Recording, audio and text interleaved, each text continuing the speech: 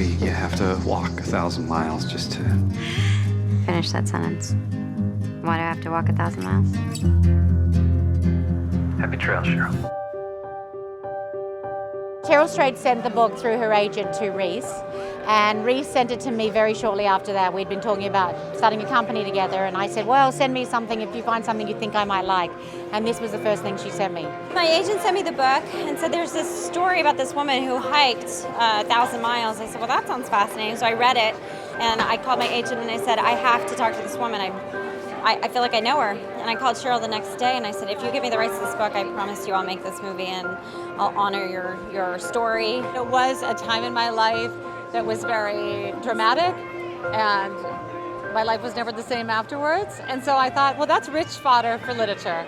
So I began writing. I didn't know it would turn into a book. I didn't know the book would become a bestseller. I didn't know the bestseller would become a movie starring Reese Witherspoon. I thought tonally it was a gift. I mean, it spoke very directly. It seemed to speak very directly to me. It really felt as though emotionally one end of the book was a long way from the beginning, and you don't come across stuff like that every day. Reese and I sat down with him, and the second we heard what he wanted to do and how he wanted to do it, we were sold.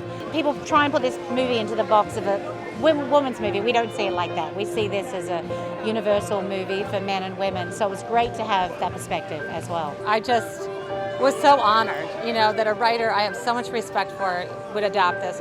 Cheryl was incredibly trusting. I think you feel an enormous weight of responsibility when a story is this personal, and it's her mother's death and her drug abuse and her promiscuity. You don't want to screw around with it too much, so for me it was quite nerve-wracking. I was terrified to do the film. About a week before I started, I just got so scared.